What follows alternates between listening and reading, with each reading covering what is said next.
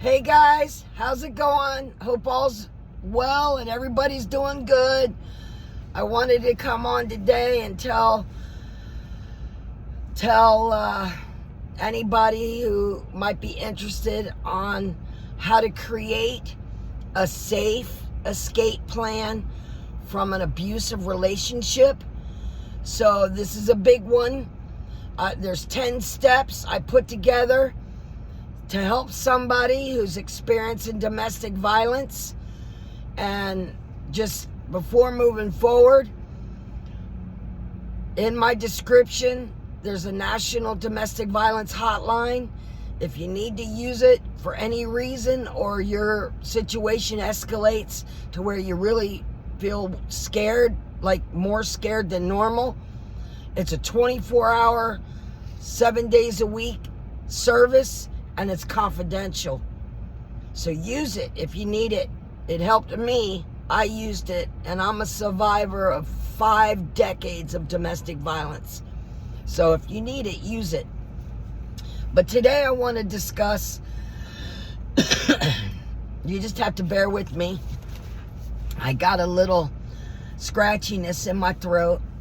But today I want to discuss how, if you're in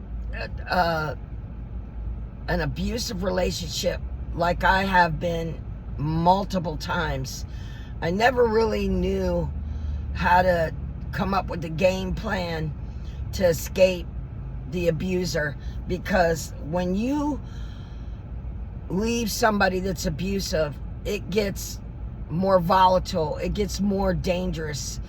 And to keep you safe and from going through being more dangerous situation, I put together 10 steps on what you can do to stay safe. And if you got children or pets, I put together this 10-step plan that I'm going to share with you on how you can stay safe when you leave your abuser. Because first of all, I want to tell you, no one has the right to put their hands on you. You are loved. It is not your fault. It's what they put in your head to make you feel like it's your fault. Or let's say you got a gut feeling your man is cheating on you or your spouse is cheating on you, and you want to go through their phone, and they see you going through their phone, and then they go to beat on you because, oh, well, it's your fault. You made me do it because you went through my phone. You know what? It's not your fault. They're putting you in that situation. They're making you feel like that. They're making you feel like, you got a gut feeling that they're cheating on you. They're the ones that's not worthy. It's them that's not worthy. You're the worthy one. And I know this because it took me over 5 decades to realize this, because abuse after abuse, they put it in my head over and over. It was my fault. It was me. It was my fault that I did this or I did that. And it's not. So just please remember, no one has the right to put their hands on you. Period. No one. That's their control. So with that said, I'm going to give you 10 steps on how you can gather up an escape plan to leave your abuser when it's time for you. Because everybody's different. Everybody's different on when they want to leave. Leave or not leave. It's your choice. So if you've got to the point, like I did, where you've had enough, you're sick and tired of it, or in one of my instances, I didn't want my husband at the time, who was abusing me, to show my kids that's okay behavior. So that was one of the things that really kind of was the last straw for me on, I've had enough. I'm not doing this no more. And my children were babies when he was doing it. And I didn't want my kids growing up continuously seeing that behavior. So with that said, I put together a 10-step plan on how you can escape safely. Okay? So Understanding abuse. Domestic violence isn't only physical abuse. It includes emotional abuse, verbal abuse, psychological abuse, sexual abuse, financial abuse, digital and technology abuse. That's in the new age. My abuse began back in 79. Well, actually before then. My abuse began back in the 70s, early 70s. So they didn't have the technology back then that they do now. So I had to research a little bit to bring things current on what's going on today. And stalking is a form of abuse. Threats and intimidation is a form of abuse. Isolating from family and friends is huge. That's one of the big main abusers' thing, is they don't want you around family and friends so you can maybe tell them what's going on. That's why they isolate you. And like I said, no one has the right to put their hands on you, ever. It's their problem, not yours. So many survivors remain in abusive relationships because they fear what will happen if they leave. Well, with this 10-step plan that I'm about to share with you, will help you stay safe. Or at least try to, it's putting the plan together. Don't just up and leave, because that's when it gets really dangerous. You got to have things in motion before you up and leave, to keep you safe. So why having an escape plan matters is just families prepare for fires of something that may happen. Like, so for example, in the event a severe storm happens, you go through your game plan with someone. Oh, if a tornado happens, here's what we do. You go to inner part of the, if you don't have a basement, you go to the inner part of the house where you're away from windows, something like that. So you put together a game plan in the event something like that happens. It's the same thing for domestic violence victims. You got to put together a game plan before you up and leave, because it can get very dangerous. So, and it reduces panic and it keeps you safer. So when you have a game plan that in the event it happens, you're not as stressed. You're not likely to be, you're going to be stressed, but not as bad as if you didn't have a game plan, didn't know where to go, what to do, what you need to do. It's good to have a game plan. So step 1, tell someone you trust. That's key. You got to trust someone. And if you have no one, you go to the National Domestic Violence Hotline. All right?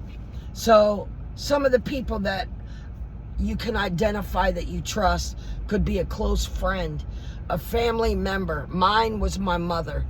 That was it. I didn't have anybody else other than my mother. Not my father, not any of them. It was not my sisters. It was my mother. My mother was my trusted family member.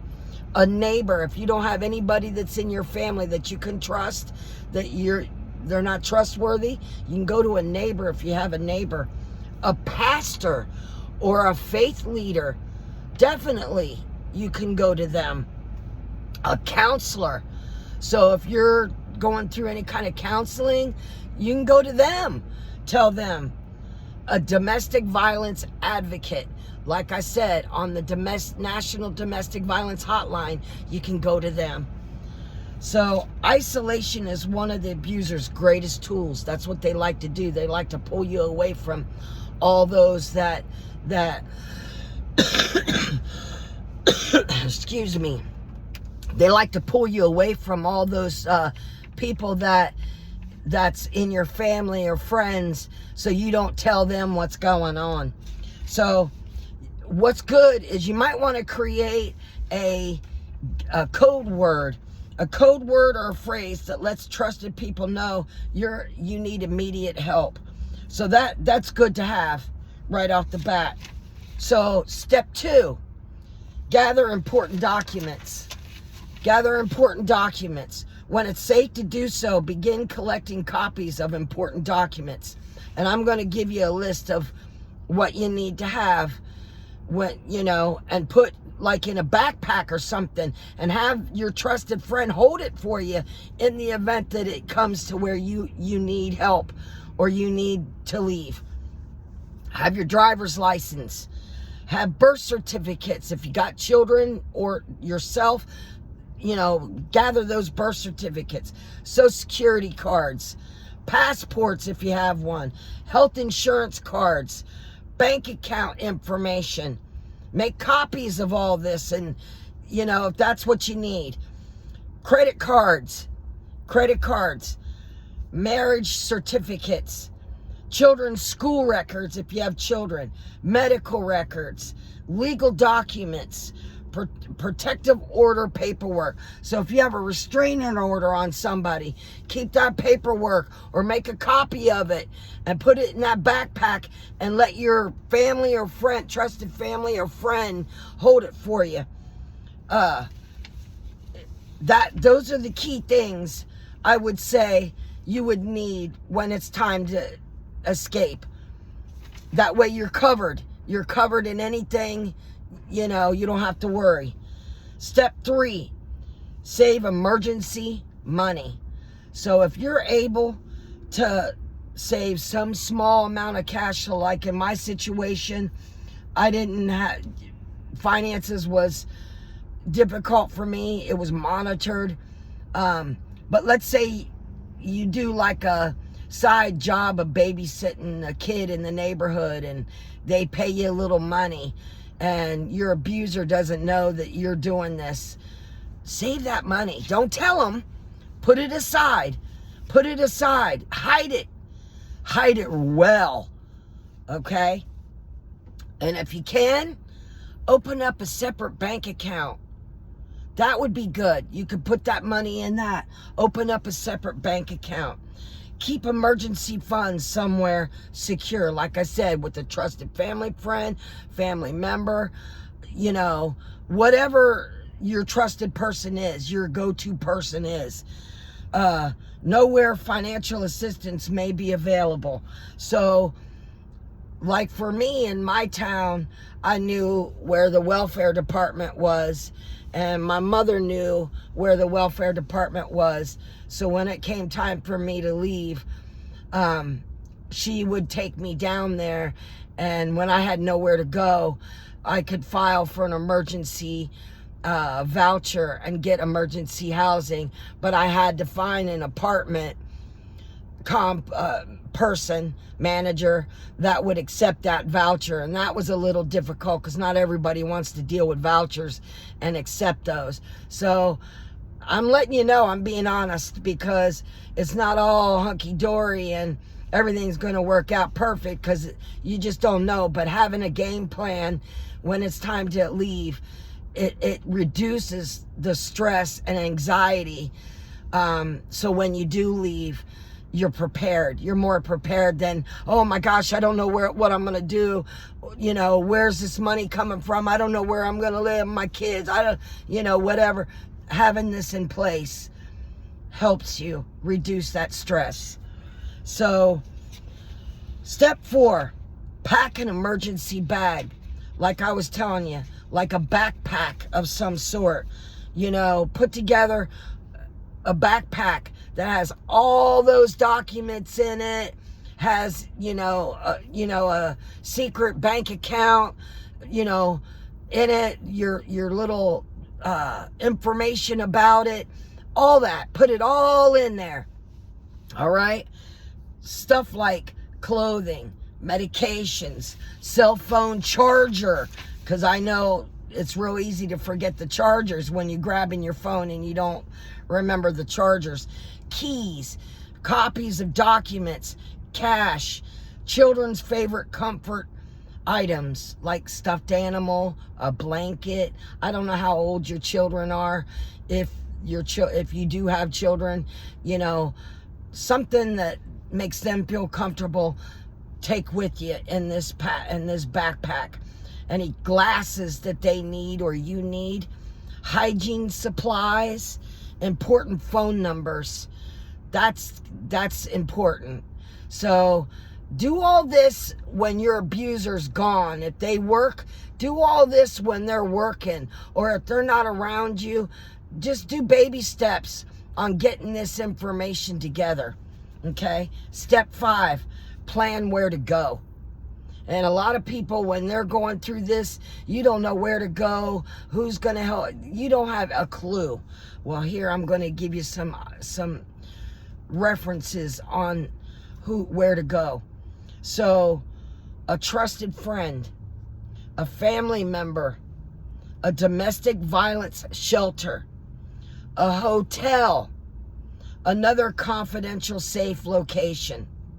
So in my case, it was a trusted family member, it was a domestic violence shelter, and a hotel. That was it for me. Those 3 things were for me. I had to experience all 3 of those. But there's 5 of them. A trusted friend, a family member who you can trust, a domestic violence shelter, a hotel, another confidential safe location. And if you don't know the domestic violence shelter, contact that National Domestic Violence Hotline. They can help you with the state that you're in. It's a 24/7 service, and it's confidential. Use it. It helped me. Step 6, plan transportation. Okay, because you're limited. You don't know where you're going to go, what you're going to do. You're limited. How you going to get there? Here, I'm going to give you some suggestions. If you have your own vehicle, that's great. Use your own vehicle. A trusted friend, a trusted family member.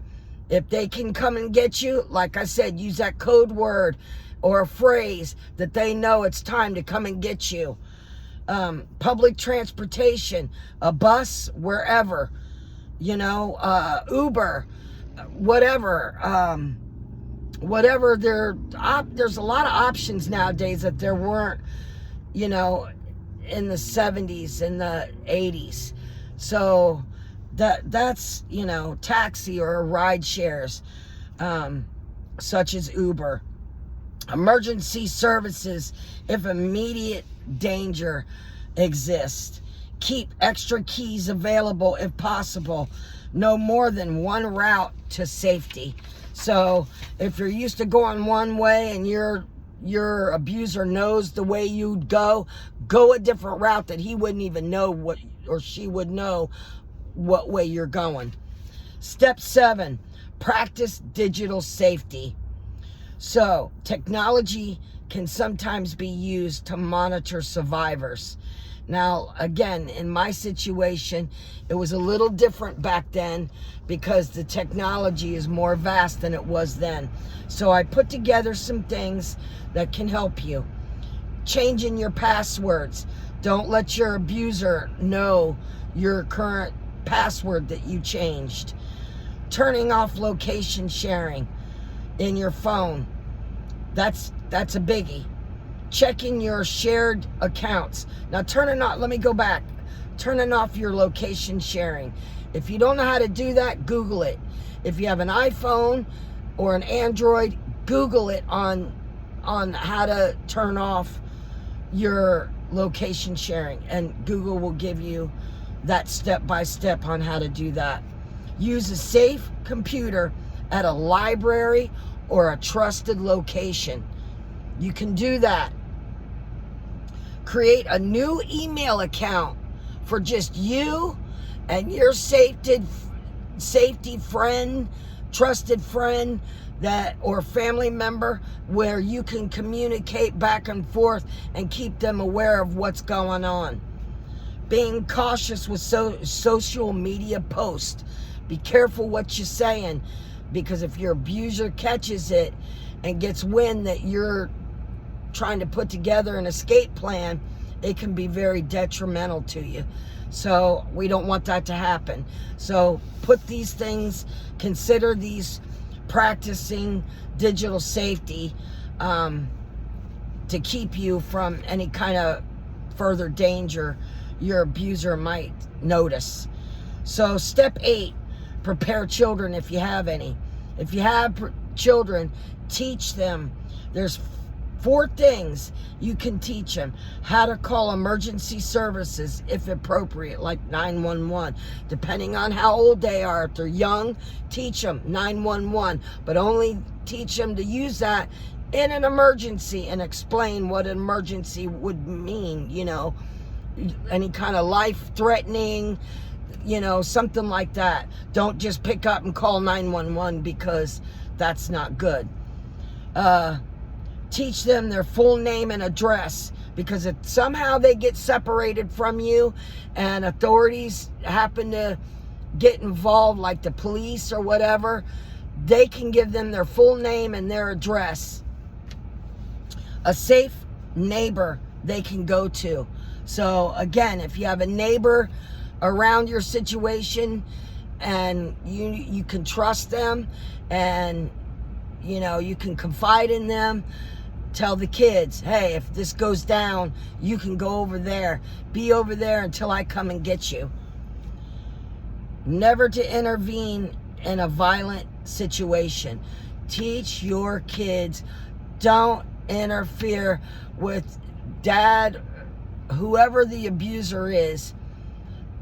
Teach them, don't interfere with when they're being abusive. The partner is being abusive to, let's say, mom, as an example. Don't let the kids interfere with when dad is abusing mom, because then it comes on them. So teach them, stay away, stay back. Mommy's got this. I got this. Don't worry. Mommy's got it. You know, that it keeps them safe. So children should never be responsible for protecting a parent, period. So their role is to stay safe. And that's your role, to teach them to stay safe. Go to a neighbor, go somewhere to where they're not being hurt. So step 9, protect pets. If you have a pet that you love, and just like a kid, you know, you don't want your pet hurt because your abuser knows that, oh, well, that pet is hers or his, and you know, I'm going to hurt that pet because I don't want anything, you know, whatever. Arrange temporary care through a trusted friend, a family member, you know, an animal shelter, domestic violence programs that assist with pets. Pets deserve safety too, you know, because they're in danger too, especially if you love them and your abuser knows that that animal's yours. They might, you just don't know, they might attack the animal just out of retaliation towards you. So, and you don't want that to happen. So step 10, choose the safest time to leave. So leaving during a violent argument is never a safe option. Never. Don't ever do it in a heated argument or an abusive situation, because it gets worse. It gets worse. So if possible, choose a time when the abusive person is away from the home or when additional support is available. If immediate danger exists, leave as quickly as you can, safely as you can, and contact emergency services such as the police, the National Domestic Violence Hotline. They can help you get to somewhere, you know, in your town, wherever that may be. Safety should always come before belongings. So remember that. Let's say you're halfway through putting your items together, your documents and your backpack and clothes and all that. If your safety gets to a point where you fear death or something going on, that's more important. Go, run, get out, run. Don't walk, run. So After leaving is only the beginning, okay?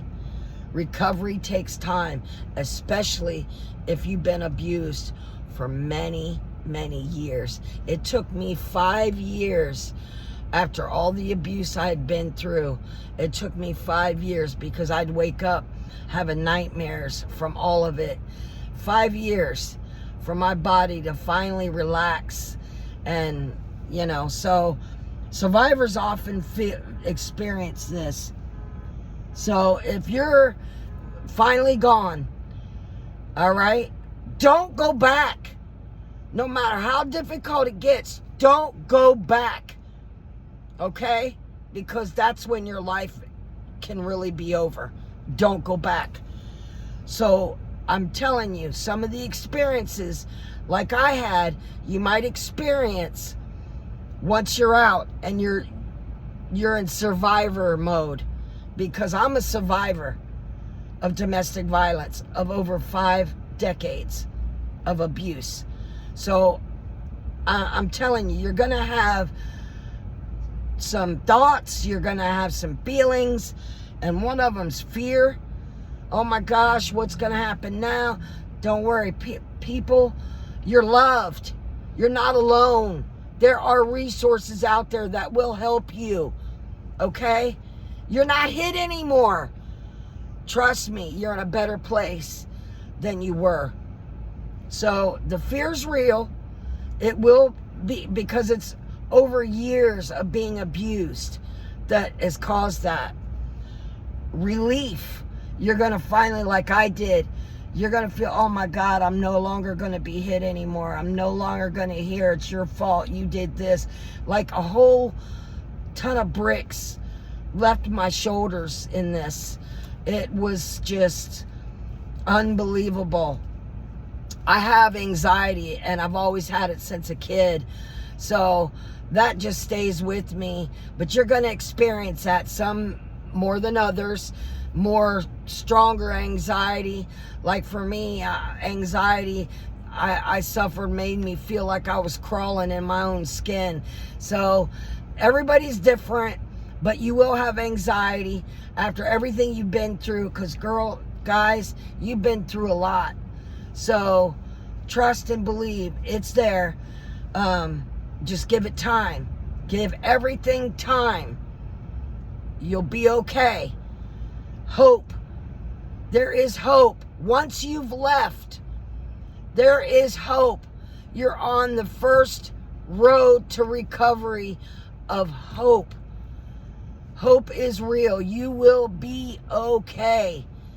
It will happen at your pace when you're ready.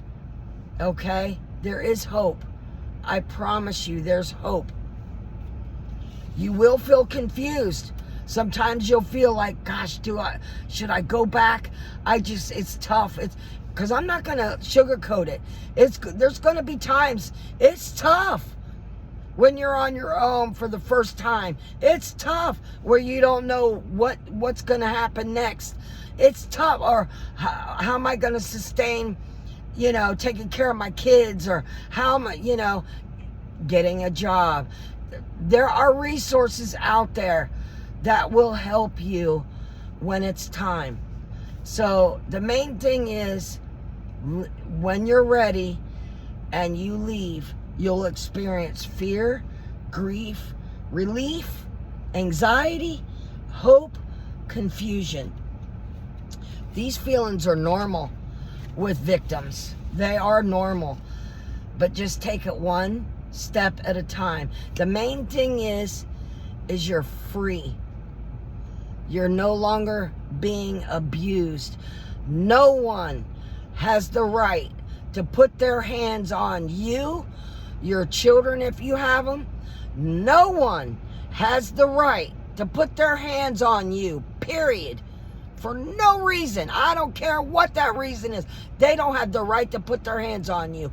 You are loved. You are a valuable person in this community. No one has the right to put their hands on you, and don't let them tell you otherwise. The healing is a journey.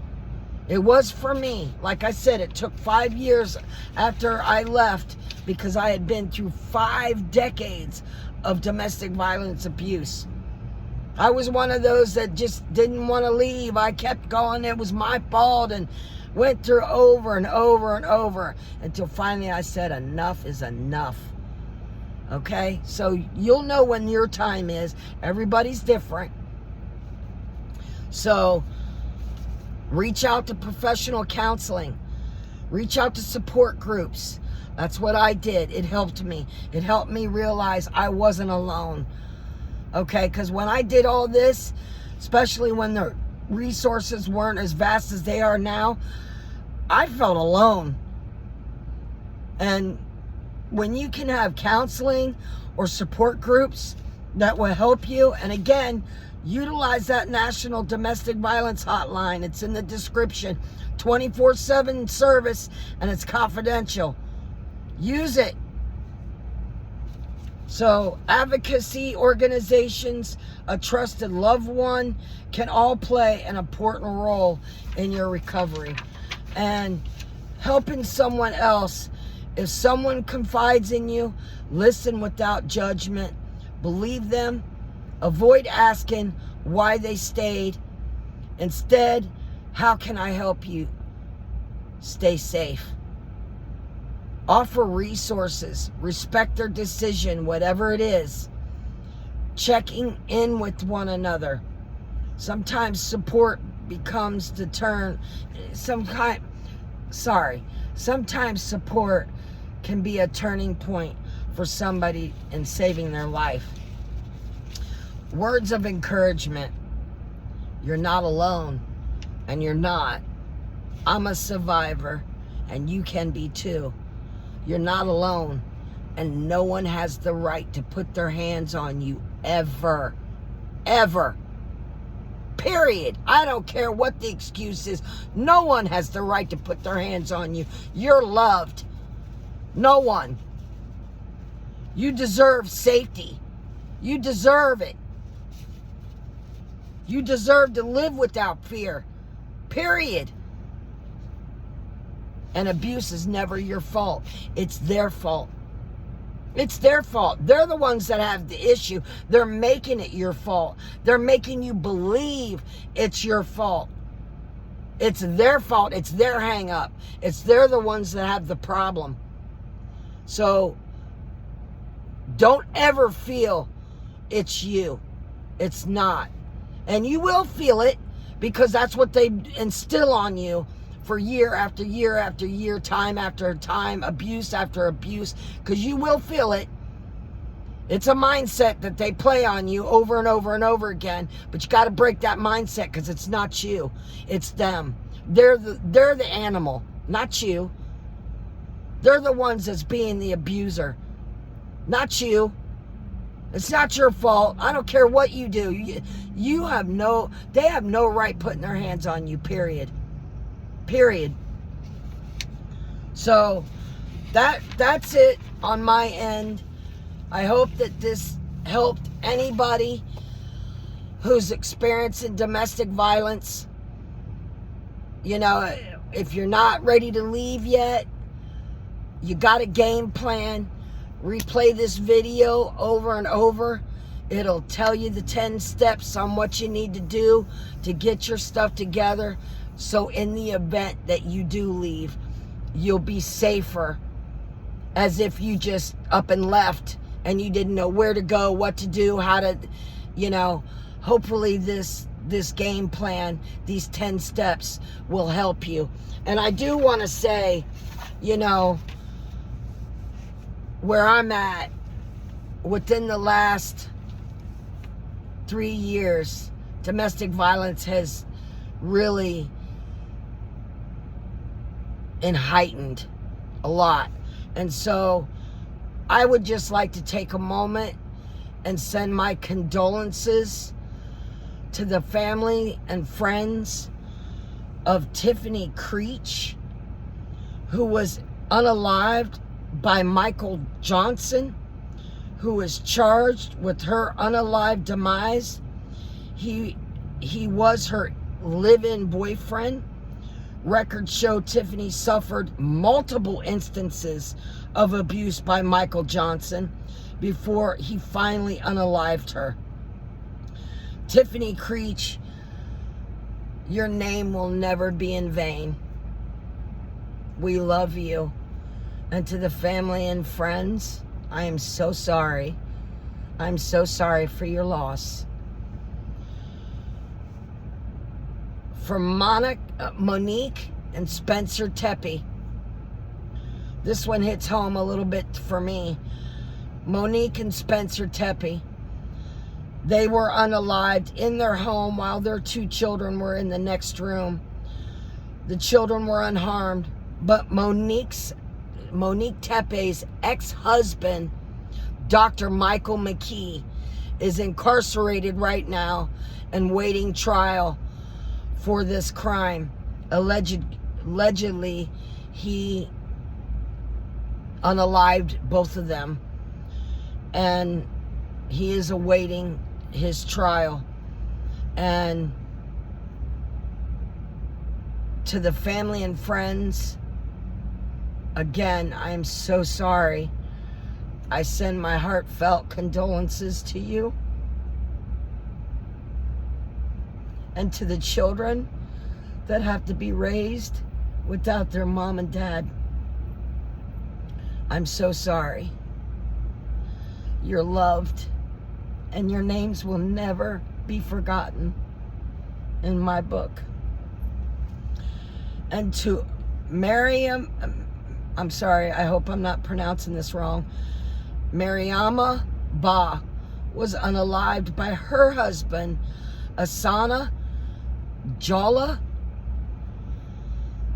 He was sentenced to 25 to 30.5 years in prison for involuntary manslaughter and a felonious assault. And Mariama Ba was unalived August 22nd, 2024. Monique and Spencer Tepe, they were unalived on December 30th, 2025. And for Tiffany Creech, she was unalived by Michael Johnson, allegedly by Michael Johnson, on 6/29/26. So I just want to say a quick prayer.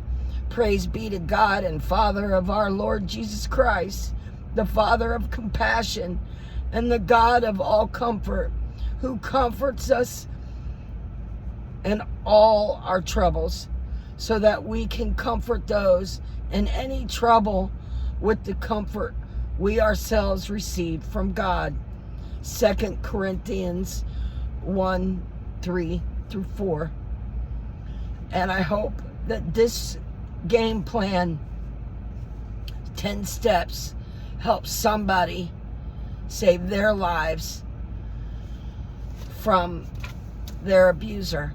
And with that said, if this gave you any value at all, please like, subscribe, share this content, because YouTube recognizes that, and it helps get my content out more to where I can help others who are experiencing the same thing that I did for over 5 decades. So with that said, I love you. I truly do, from the bottom of my heart. And you're not alone. And you can be a survivor with me. And I'd love for you to communicate with me in the comments of what you're experiencing, and so that I may help you or guide you in any way I can. And with that said, I hope you have a wonderful, blessed day, and I'll talk to you soon. Thanks, guys. Have a great day.